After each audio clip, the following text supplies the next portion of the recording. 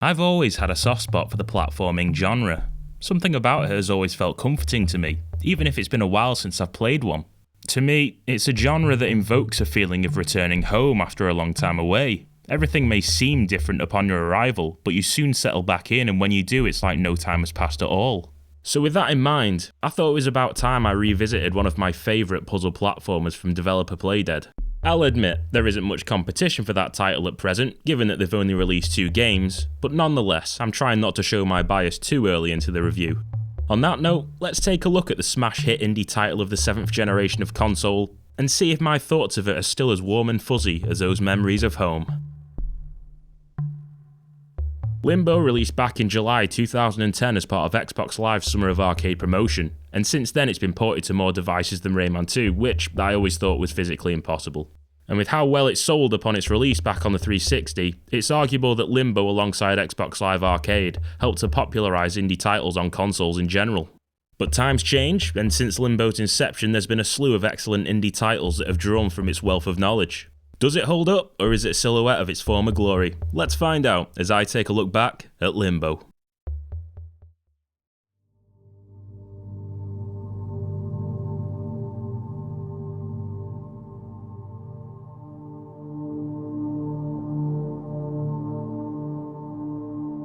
First thing you'll notice when you load up a new game is just how striking the visuals are. The whole thing is in black and white, giving the production a film noir inspired feel to it.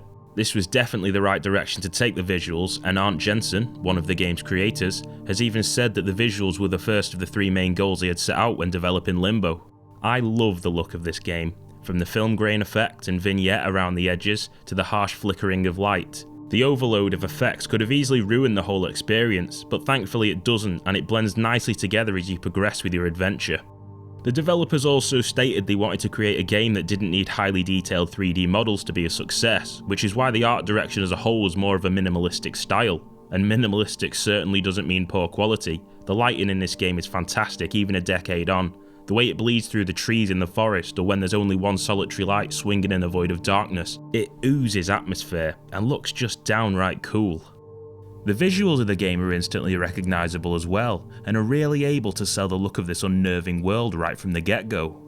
I don't know how long you have to wait to say this, but the art style of this game looks truly timeless, and it still amazes me that this was an Xbox 360 game from an indie developer. I could easily see this still being a real eye-catcher in another 12 years' time. However, one of the main criticisms I've seen when people talk about Limbo is the design of the world and how nothing really fits together in a realistic manner. One minute you're in a forest and the next you're jumping across a giant neon hotel sign. I can appreciate the argument against this approach, but I've always seen that as a positive for the game. These pieces of terrain are sewn together in a seemingly random fashion, and I think that's what gives it cohesion. It makes the world feel so disjointed and gives Limbo a fever dream quality that only adds to the already unsettling visuals. To me, it feels more like controlled chaos than anything else. The visuals don't just begin and end with the backdrop, however. They say the mark of a good character design is one where the silhouette alone can make the character easily recognisable. Even simple shapes like Pac-Man or Kirby follow this idea, and for good reason. Playdead clearly wanted to keep things equally as simple here, with their main character being nothing more than a pretty default looking boy. However, I think what makes his design work so much is the size and shape of his head. The hairstyle and the cheekbones go a long way in helping define his look, and also make it easier to see which way he's facing on the screen. I think the thing that really brings it all together though are his piercing, pupilless white eyes. It's such a stark contrast to the rest of his design, and he's the only entity in the game with this trait. It helps make him stand out that much more as a central character, keeping your focus on him. It's a simple but effective idea for sure. Also, the way he holds himself is pretty damn weird as well. The lad just stands there raising his head slightly and blinking every so often, regardless of what horrifying trial lies before him. You could say Playdead were limited with how many animations they were able to make for him, and there's probably truth to that, but the lack of emotion from him only adds to the level of bizarre in my opinion. But that's enough about looks. How does Limbo play? Well, it can always be difficult going back to an old game. Controls that felt perfect a decade ago can feel dated by today's standards and ruin an otherwise great game, which is basically anything that requires motion controls from the Wii's library. Thankfully, that's not the case here, and 12 years on the controls are near perfection still. The boy has a nice arc to his jumps with little in the way of input lag, meaning that where you expect him to land, you actually do. He climbs up ledges well enough, heavy items he has to drag show their weight without being too cumbersome. Overall, it's tight and responsive. But if you're new to Limbo, then from the moment you take control, you'll notice there's not all that much to them.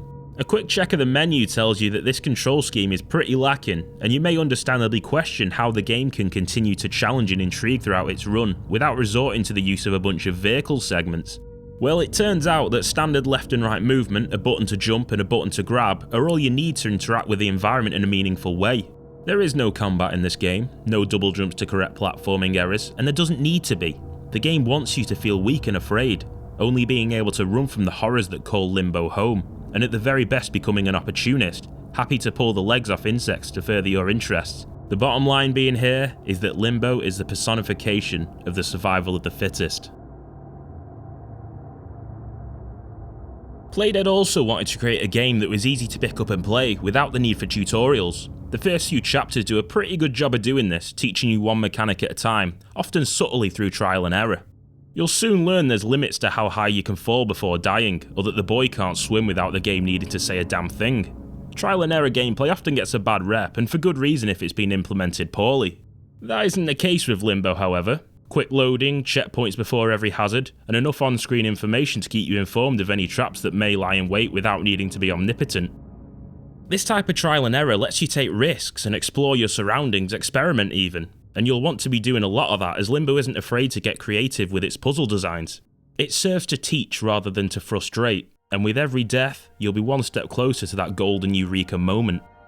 Limbo keeps that clever clogs feeling all throughout its run, as it's always introducing new and interesting ways to make use of simple controls. One minute, it'll be teaching you about the threat that a brain slug poses by watching it drown an unwilling victim in front of you, only for you to use that freshly made corpse as a stepping stone across the water. And the next minute, you'll be fishing another cadaver out of that same body of water and using it to disarm a trap further on. I think one of Limbo's greatest strengths is how it makes the enemies feel like a real threat, despite them being simple puzzles by design. Look at this encounter with the spider, and how it effortlessly throws aside one of the people that gave you so much trouble only moments ago. With its sights firmly set back on you, it looks like it's going to be a standard chase sequence, but you soon find yourself cornered as the spider gets ever closer. You see the monster press down on one end of a log as it prepares the death blow, inadvertently raising the other end like a seesaw so you can make your escape. It's moments like this that make Limbo so intense. It forces you to get within touching distance of the thing that's trying to kill you, only for you to escape with nanoseconds to spare. If anything, I'd say it's a negative that Limbo started so strongly with such an iconic moment, as it means that the game somehow never reaches those same heights later on. Don't get me wrong, the excellent puzzle designs and intensity are present throughout, but instead of giant creeping spiders and children pushing burning tyres at you, you'll run into more generic buzzsaws and pitfalls. It's a staple of the genre for sure, but it's also been done many times before. I don't think there's one single puzzle that's bad here, feeling like a well-curated selection was finely tuned to its absolute peak. That's probably why the game is so short though, never stopping or taking a death, and you can clear this game easily under the 1 hour mark, with your first playthrough taking anywhere from 2 to 5 hours. Sure, I wish it were longer, since I have so much fun with the game, but if it were longer, could we guarantee the same level of quality? Would it be so fondly remembered, or would it have been too mediocre to warrant space in your memory? Who knows? Anyway, I didn't know where to put that last paragraph, but people criticise the game for its length all the time, so I felt I at least had to mention it. With that being said, think back to those spinning buzzsaws and what they could do to the supple flesh and brittle bone of the human body. The game does a surprisingly good job at being visceral with its gore, despite being in black and white. I think that partly comes down to the tight platforming, where every jump is millimeters away from death, but mainly down to the sound design. Everything sounds appropriately aggressive, with the snap of the bear traps to the squish of the spider as you finally get the upper hand. It all sounds great and works wonders at selling those violent death scenes to me.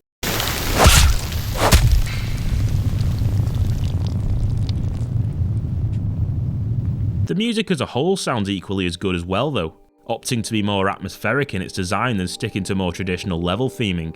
It's grim sounding to match the environment, and nothing about it is knee-slappingly catchy, but it adds to the game nonetheless.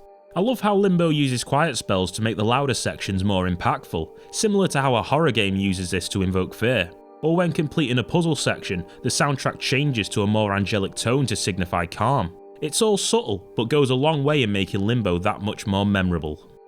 Speaking of being memorable, the story definitely isn't, and the game opens with a lonely boy waking up in a forest. Why is he here? Where is here exactly? Don't know, and the game certainly isn't willing to lift the curtain on that secret. The best character motivation I could find was from the Xbox store that simply explains, uncertain of his sister's fate, a boy enters a limbo. Vague? Yes. Should you have to do some research in the Xbox archives beforehand to enjoy a basic plot? No. And if you're looking for a well-structured narrative, then Limbo will absolutely disappoint with its wafer-thin excuse of a storyline. Thing is, this is another criticism that's never really troubled me. By keeping the story so simple, it narrows its focus down to laser point precision, letting the rest of the game breathe without feeling like it has to bog down the flow to accommodate it. Something that games like God of War Ragnarok do with their walking sections.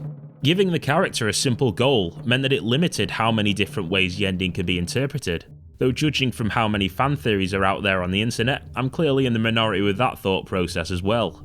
Now, I'll hold my hands up here. This is most definitely a bias on my part, it is my review after all, but I hate when media leaves the ending of a story purposely ambiguous. I always feel like I've had my time wasted, and that if I wanted the ending to be left up to my interpretation, essentially being whatever my imagination comes up with, then I could have just stayed home and not spent any money in the first place.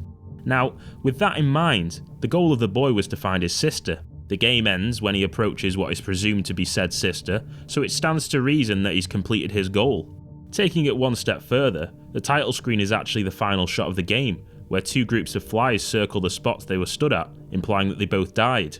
What I'm trying to say is, it's a simple premise, but by keeping it so simple, it actually works in its favour. You can look for some deeper meaning all you want, nothing is limiting you, and your theory may even be exactly what the developers had in mind when creating the game. But for everyone else, there's a basic story here that serves to answer the simple question of why the boy is doing all this stuff in the first place. It does its job, and it's something I feel that its sequel fails to do, but more on that later. However, where I will find fault with the ending is how it just stops seemingly out of the blue. No fanfare, no build-up. 1 minute you're doing a puzzle, the next you're watching the credits roll. If this was made by EA, I'd half expect a microtransaction to pop up here, wanting me to buy the second half of the game. So, is that all that Limbo has to offer? A short, linear puzzle platformer that'll take less time to finish than a Virgin and a Blackpool brothel? Well, kind of. Along your journey, you may come across these glowing white eggs that you can destroy.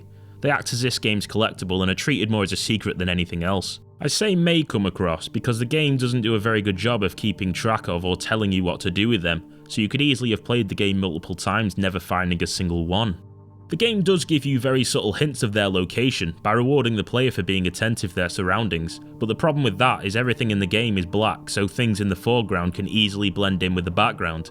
I do like how the achievement name and description serve as clues to their locations and are ordered parallel to the game's structure. It's a nice touch for sure. Thankfully, you do get a small reward for collecting every egg, and after doing so an alternative path will open leading to a secret bonus level. It's probably the most challenging part of the game, with most of it being bathed in complete darkness, forcing you to rely on sound cues to get through it. Gotta say though, I did really enjoy working through it, as it felt like an accumulation of everything the game had taught me thus far.